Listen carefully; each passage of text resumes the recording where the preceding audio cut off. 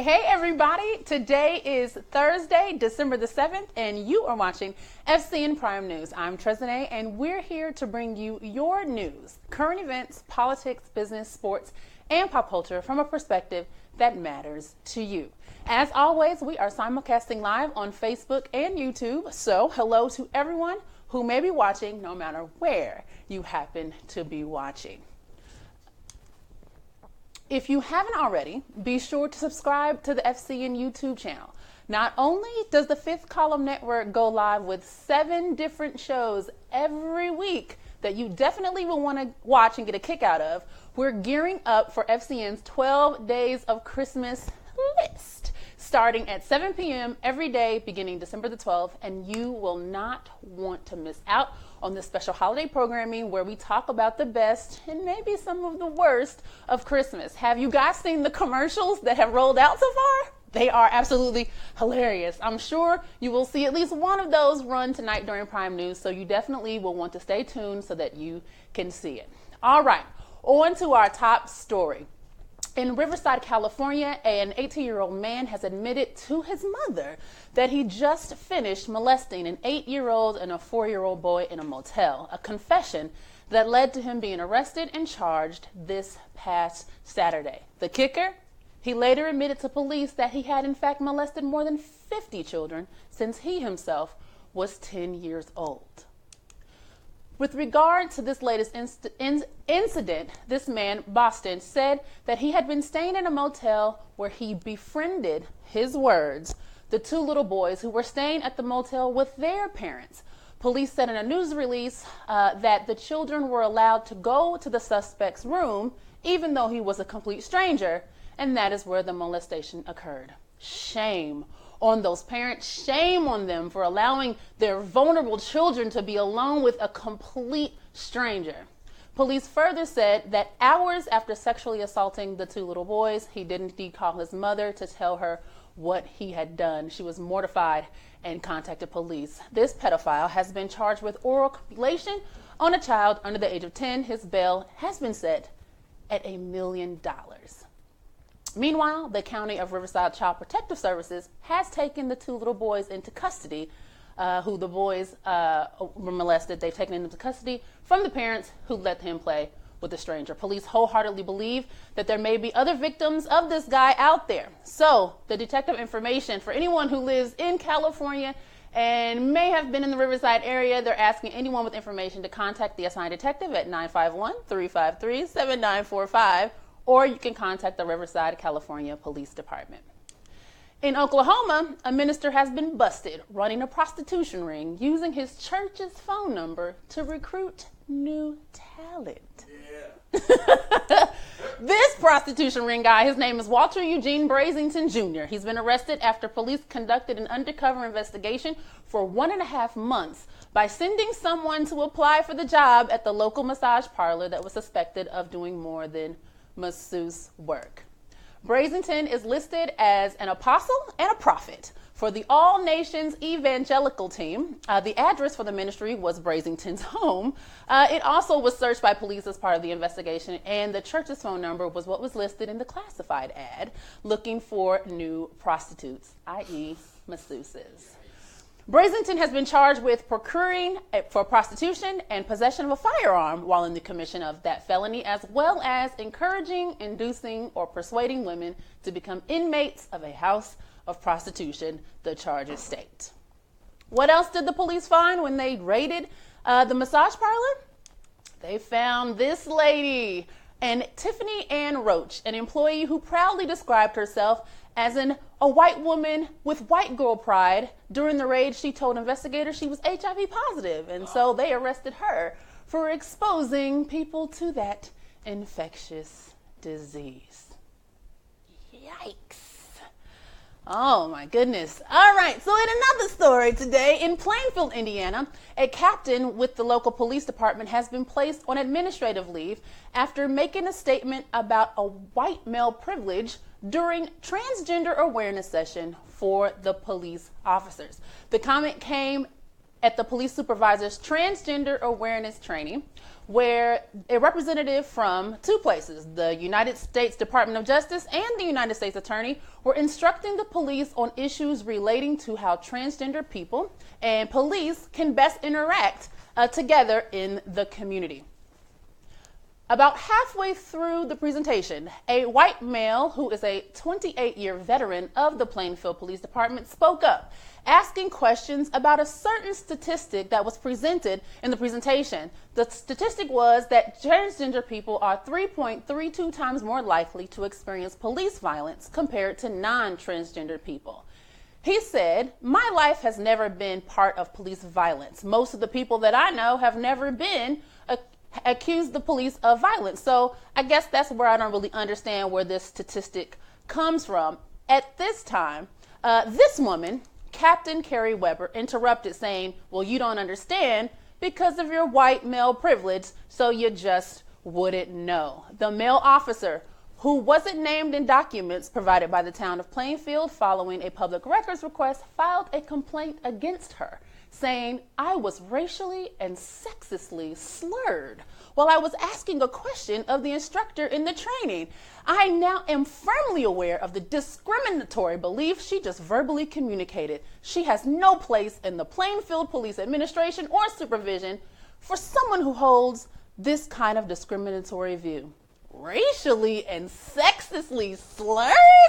By sharing that you are blinded to an issue faced by a minority as a direct result of belonging to an American majority group, both by gender and race?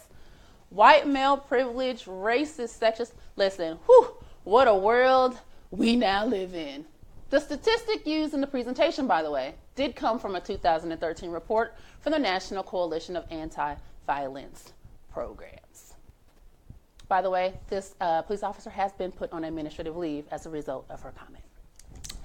Last week, the fiance of Philando Castile, who was shot and killed by a rogue police officer during a traffic stop, has agreed to a $800,000 settlement as a result of the injuries and damages that she has incurred. We have all seen the Facebook Live footage of Diamond Reynolds and her 4-year-old daughter watching helplessly as Philando Castile was shot by Officer Geronimo Yanez, who was later acquitted of all charges. She is receiving $675,000 from St. Anthony City Council and $125,000 from the League of Minnesota Cities Insurance Trust and the city of Roseville, where she was actually detained by police. And just in case, if you needed even more evidence of the racism and prejudice that exist in police departments and by law and policymakers, after the settlement was reported, this guy, Tom McBroom, a county sheriff deputy and a city council member in the small town of Minnesota, tweeted this: "She needs to come off city and state aid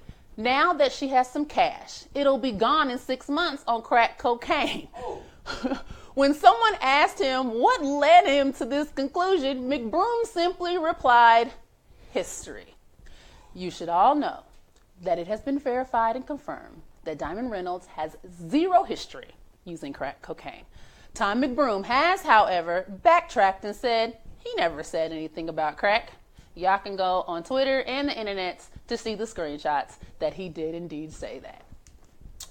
Speaking of police shootings, many of us remember the fatal shooting of Walter Scott in April of 2015, who was unarmed and shot multiple times in the back as he ran away during a routine traffic stop. It was among the most high-profile police shootings in recent years due to a video that was captured by a bystander showing the fatal shots. Nearly 3 years since that fatal shooting, former South Carolina police officer Michael Slager will indeed serve 20 years for fatally shooting Scott. He faced state and federal charges in connection with this shooting. His state murder case actually ended in a mistrial a year ago.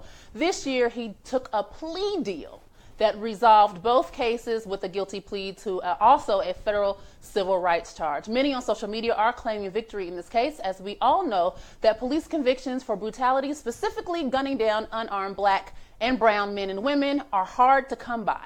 I would like to sum up tweets made by the Advancement Project out of Washington, D.C. to provide some important context here on this 20-year sentence. This is not the result of a court or a jury finding. We have to remember that Slager is guilty because he accepted a plea. When will there be a time when police officers know that they are not a protected class of people and know that they are put on a trial for killing unarmed black, brown, and yellow people, that they are going to prison? That is what remains to be seen.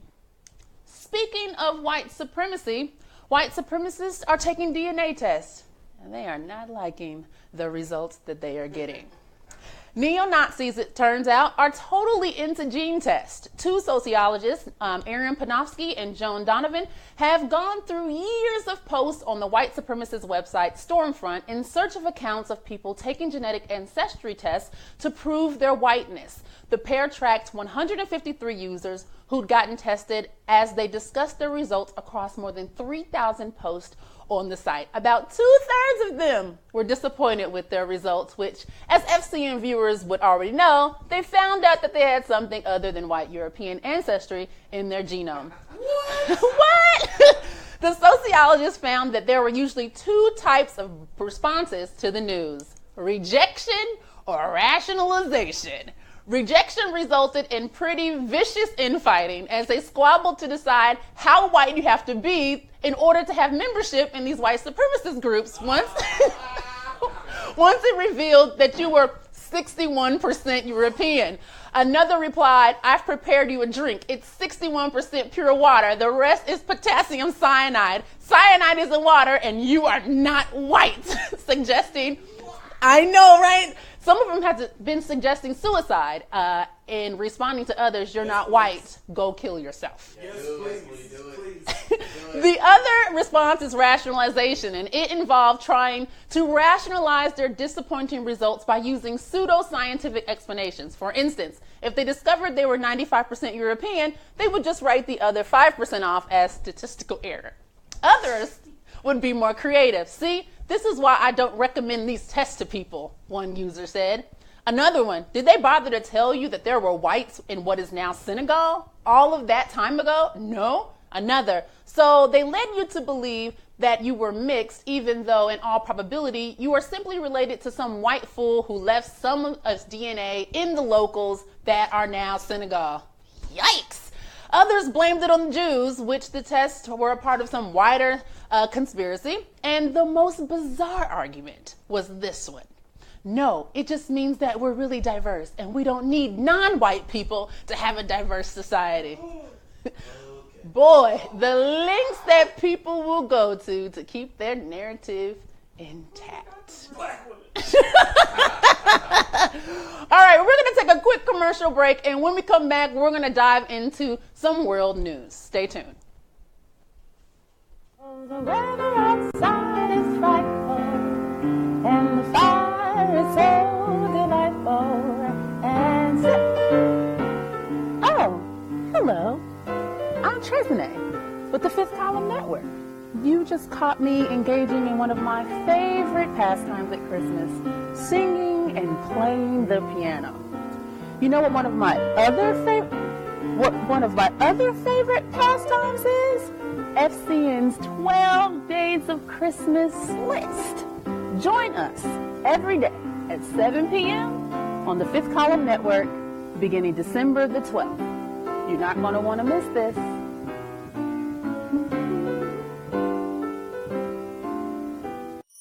'Twas the night before the first day of Christmas. Oh, no, wait.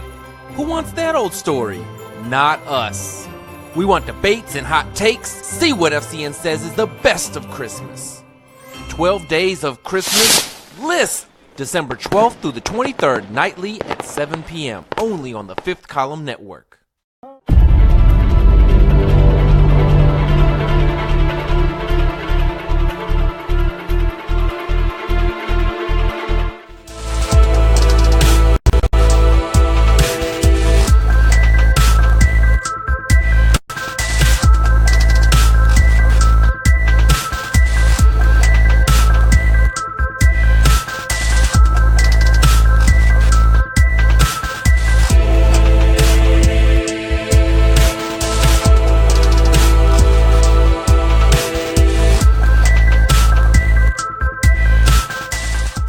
welcome back to FCN Prime News. In our top world news story, yesterday President Trump made an unprecedented move by acknowledging Jerusalem as the capital of Israel, and that the U.S. would move its embassy in Israel from Tel Aviv to Jerusalem, drawing condemnation from world leaders and sending shockwaves throughout the Muslim world. Both Israelis and Palestinians claim the holy city as their capital, and now dozens of people have been injured in the West Bank today as Palestinian protesters clash with Israeli security forces over Trump's controversial decision. 49 people were injured in the protest, in which Israeli security officers fired what appeared to be rubber bullets, tear gas, and water cannons at demonstrators in Jerusalem, Bethlehem, and Ramallah, as well as other towns.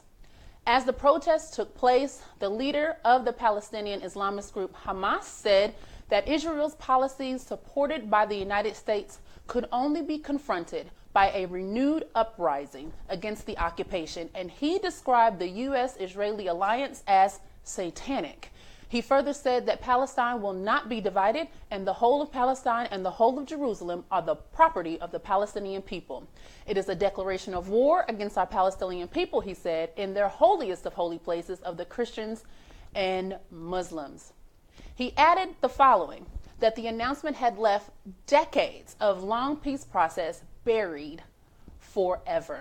Palestinian delegation to the U.S. has since canceled Bethlehem Christmas on the Hill, saying Trump's decision to move the embassy runs counter to peace. Israeli Prime Minister Benjamin, I'm going to mispronounce this, Netanyahu, oh my God, how do you pronounce it? Netanyahu, thank you, Josh, addressed a conference of foreign diplomats in Jerusalem today, saying that other countries have begun pledging to also recognize the city as Israel's capital. He further said, "Welcome to Jerusalem, the capital of Israel. If you weren't aware of it, we have been aware of this for 3,000 years, he said at the event. But key U.S. allies, including the UK and Australia, have made it clear that they did not plan to follow Trump's lead on this issue.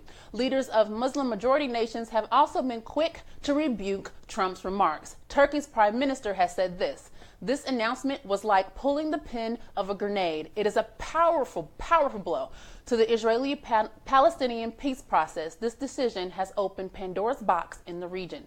The Pakistani Foreign Ministry has expressed its strong opposition and condemnation of Trump's announcement.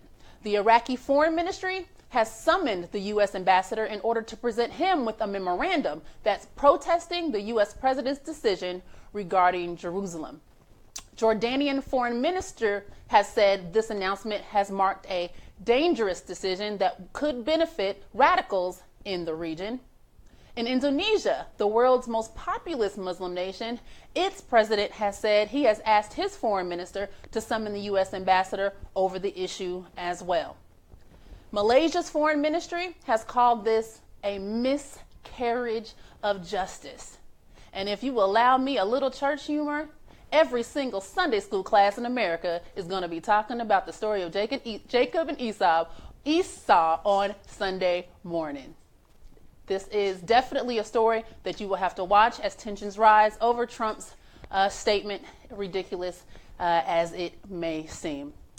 On the issue of energy and attempts to use cleaner energy sources, the Chinese government has scaled back its very ambitious plans to eradicate coal-fired heating for this winter amid a shortage of gas. Beijing has ordered the nation's northern provinces to convert from coal to cleaner fuel by the end of this year to reduce pollution. As part of an ambitious plan to curb air pollution, the government started a coal-to-gas project that stretches across 28 provinces in the northern regions. However, in many places, the transition has not been completed or gas supplies have proved inadequate, so much so millions have reportedly been left without proper heating. China's Ministry of Environment has since issued a statement telling the northern regions that have not finished converting to gas or electric heating that they may now burn coal. Separately, the Chinese National Petroleum Corporation said on Thursday that the country might face a shortage of gas if extreme cold weather hits that country. In the UK, London Mayor Sadiq Khan is urging the British government to start dealing with its racist history, starting with apologizing for the 1919 massacre of hundreds of unarmed Indian protesters. Mr. Khan made the statement on Tuesday on a visit to the site of the massacre in North Indian state of Punjab. The massacre is one of the bloodiest in British history. India has been demanding an apology from the UK for decades. The massacre occurred on the 3rd of April 1919 in the town of Amritsar, where hundreds of Indians, including women and children, were attending a public meeting in a walled garden known as Jallianwala Bagh to protest against colonial laws. While the meeting was underway, British Army Colonel Reginald Dyer entered the garden with his troops and ordered them to fire into the crowd. All of the exits had been blocked by the troops and protesters had nowhere to escape. The killing sparked outrage across India and abroad. Nearly 100 years later, it remains a controversial subject as many dignitaries, including Queen Elizabeth and her husband, Prime Minister David Cameron, have visited this massacre site to pay respects and have done everything except for actually offering a formal apology. Khan is the first high-ranking British official to call for an apology. Amidst developments in sexual harassment exposures, revelations, and resignations, particularly with Senator Al Franken today, advice to men has come from an unlikely source. Rapper Too Short has a message to share with men around the world. The art of trying to fuck is over. All right. Too Short said men should stop propositioning women for sex if they want to avoid sexual harassment charges. He recently gave his take to TMZ on how the culture and Hollywood should look. He said, I would say the best way to beat this whole new thing is to stop trying to, said Too Short. I think as a man, you now kind of just gotta not try anymore. You just gotta kick back. Let's let the women do the approaching now. Only the girls that one up you. Short went on to say even more, that it's time for women to take the reins in the world. He says, and I quote, no more casting couch. The best actress gets the job. None that cute shit. Guys need to just step back, let the women run the politics, let the women run Hollywood, corporations. We've been effing up a lot, and we could all admit this. Women do it better when it comes to like planning, shot calling, and running households, unquote. Short said the recent storm of sexual harassment claims marks the beginning of a battle of women taking over everything. Whew, what do y'all think about that comment? Let us know in the comments, like right now. I don't care if you're watching this live or even on demand. I want to know what you think about Too Short's comments. For the millennials who don't know, Too Short is an American rapper. Oh, this is from Wikipedia. Too Short is an American rapper, record producer, and actor. He is best known for his hit songs like The Ghetto and Blow the Whistle and Ain't Nothing Like Pimpin'. According to his Wikipedia entry, Too Short is credited with being one of the pioneer rappers of West Coast hip-hop. His rap lyrics are primarily about pimping, drug use, and promiscuity. You know what? With that, let's go ahead and take a quick commercial break. And again, drop those comments down, and if they're great, you know that we will read them on the air. Stay right there and don't talk.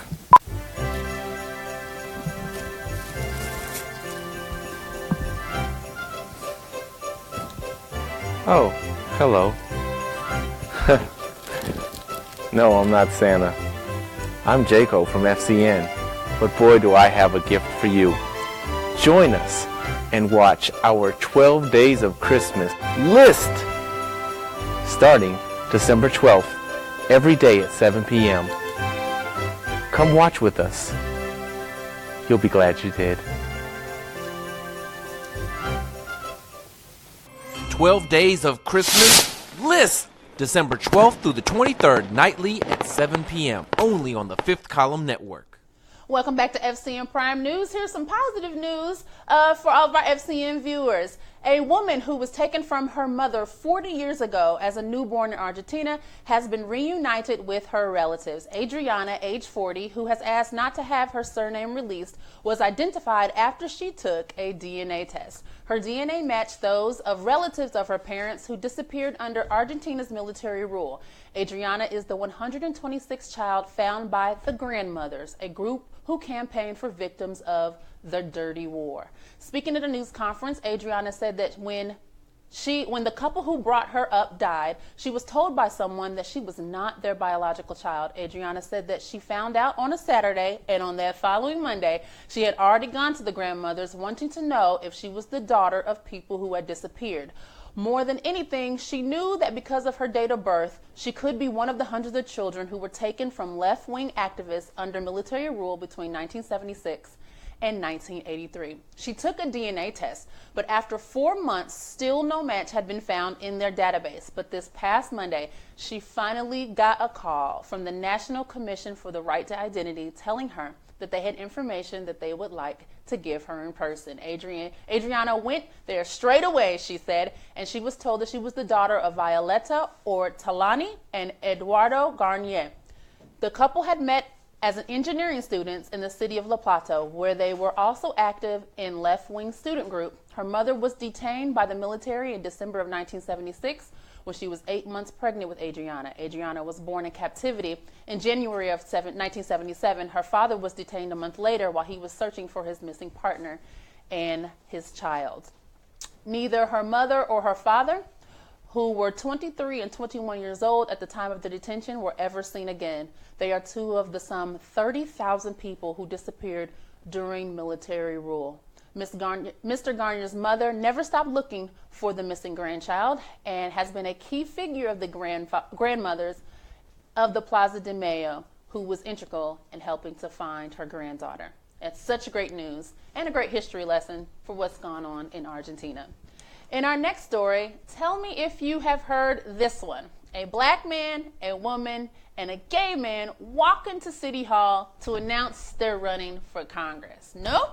Well, in Kentucky's 6th congressional district, an interesting race is happening where a Kentucky mayor named Jim Gray is trying to become the first openly gay member of Congress in Kentucky against a woman, Amy McGrath, a former Marine fighter pilot, and a black man named Reggie Thomas, a state senator and who represents the Lexington area. Yes, this means that the Democratic primary will feature an openly gay man, a woman, and a black man competing to represent a district that has never elected a gay man, a female, or a black representative.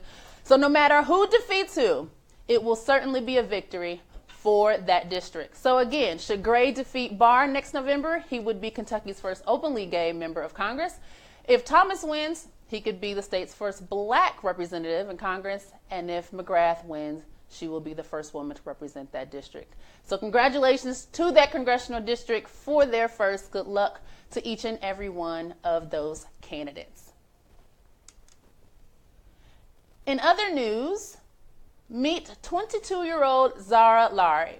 She's the first figure skater from the Persian Gulf country, where, of course, as we know, snow is a rare phenomenon, to compete on an international stage. She is also the first pro figure skater to wear the hijab, and she is making history in more ways than one. Laurie began skating at the age of 12 after watching a Disney movie called Ice Princess during her first international competition. However, in 2012, judges deducted points from her for her headscarf due to an outfit violation. She petitioned the International Skating Union and actually won a victory by having them change the rule book on outfit specifications. She is now working to change the International Skating Union rules again to explicitly state that women are allowed to wear their head covering on the ice. But leaders say that they really don't want to draw more attention to it. She counters and says, "I wish for all young women to find their passion and to not let small obstacles look like mountains in achieving them." You may remember that Laurie participated in a Nike campaign in early 2017 celebrating women athletes in all sports who wear hijab. She represents the United Arab Emirates. And with that, that's Prime News for tonight. We're going to kick it over to the sports section with J-Co with your great sports stories for tonight.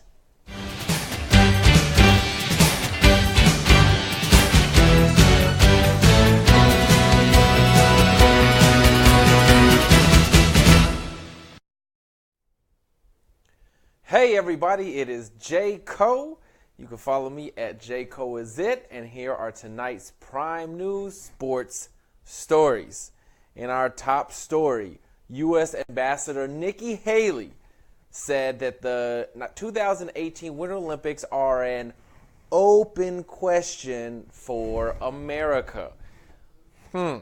Now, this is supposedly based on rising tensions between the U.S. and North Korea. Today, actually, our wonderful press secretary, Sarah Huckabee Sanders, said a little more about it, saying that they haven't made an official decision yet, but multiple government agencies will be involved. There are many different interesting aspects to this. Now, first and foremost, the Olympics will be, and I've talked about the Olympics a couple of times on here, and I don't say the city name where it's in. It's going to be the 2018 Winter Olympics. You can look up the city name because I cannot pronounce it. It is in South Korea. It's about 50 miles away from the demilitarized zone. So it's kind of close to North Korea, yes. You know, so apparently they think that if they're that close, maybe, I don't know, North Korea is going to send some spies through the demilitarized zone, snatch up some American athletes, take them back to North Korea, put them in some camps maybe, or yes, or plant a bomb there. I don't know. Although there was a bomb planted in '96 in the U.S. Olympics, so you know that can happen anywhere. But okay, let's be real about this. And I did report on the possibility of this recently, and just this week it became official. Russia is officially banned from this Olympics. Okay? Yes, officially. It became official. So Russia's not going to be in there, and all of a sudden the U.S. might not participate because we're not getting along with North Korea. Very interesting. So we're going to bring all of that and dash hopes and dreams because President Trump can't get his shit together and is a puppet of the Russian government. There you go. That's what I said both of them. So this is real. I mean, hey, so we're going to keep an eye on this. I think pressure will be on them to do this. I don't know. I guess the United States government has the call whether they can do this. There's an actual Olympic committee that's supposed to make this call. But, you know, if the government says no, I suppose we can't do it, right? And speaking of the White House and Olympics, Olympic skier Lindsey Vonn, who will be participating in the next year's 2018 Olympics. She is a gold medalist. She said if she wins next year, she will not visit the White House. Was this a solicited remark? No, it was actually, she was in an interview and she said, no, I'm here and I'm representing the people of the United States, not the president. I'm not representing the president. I will not visit him if I win. What is she really saying? Screw you, President Trump. As many other athletes have said in the past, I'm very happy to see a white athlete saying that she wouldn't do it. I'm glad it's a woman because white women need to be more adamant against this man standing up for women's rights, for minority rights, and saying, hey, this guy is bad news. So, there we go. And in other news, LeVar Ball has taken both of his children out of school. Yes, so even his high school son, LeAngelo Ball, has been taken out of high school. His college son, which we reported last Prime News, has been taken out of college. And he is, but wait, there's more. He signed them both with an agent. So we have Agent Harrison Gaines, who is the eldest Ball son. LaMelo's agent. Forgive me. And so he will now be representing the younger Balls, which means they will not be playing in college because now they have official representation. And LeVar is saying they're going to play overseas, or they might play overseas. I was just supporting this man, and just like that, less than a week, and I'm like, what are you doing? I'm going to tell you why this is a horrible move. You put yourself in a great position. You are positioned to a point where you can be in the public eye, where you can have influence, right?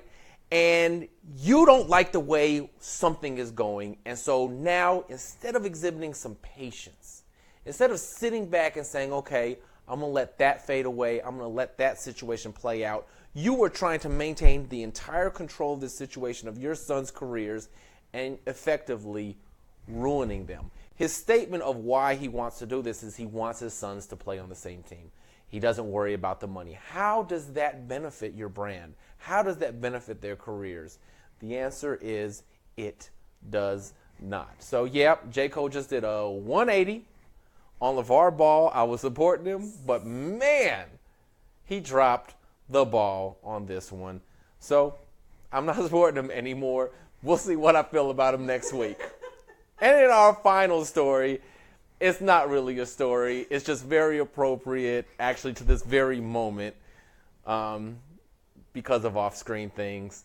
However, I just wanted to remind you guys our 12 Days of Christmas list is coming next Tuesday. 12 days of debates, hot takes, what is the best of Christmas. We will be showing you on screen what we think is the best, how are we going to talk about it, how are we coming to these conclusions, and then the reveal the following day. So stay tuned. You are going to want to catch this. And we will now send it back to Miss Trezane to close out the show. Thank you all for watching. All right, guys, I hope you guys enjoyed today's episode of FCN Prime News and Prime Sports. For those who may not know, we just don't exist on Facebook and YouTube and have our great conversations on Twitter. We have a pretty dope website, thefifthcolumnnetwork.com. Listen, you can go there and you can see all of our episodes on demand. You can see articles of news stories that we have shared on the air. You can see bios, talent bios, learn things about your favorite FCN personalities. I mean, there's so much on the Fifth Column Network website. So if you haven't been there, check it out, thefifthcolumnnetwork.com. And with that, we will see you guys, let's see, today's Thursday. So we'll see you guys on Sunday with the Sunday edition at 4 p.m. Eastern Standard Time. I think we're going to have some really great stories for you guys on that day. So you definitely want to mark the calendar. And if you haven't subscribed to our YouTube page, please do. And again, we will see you guys next time.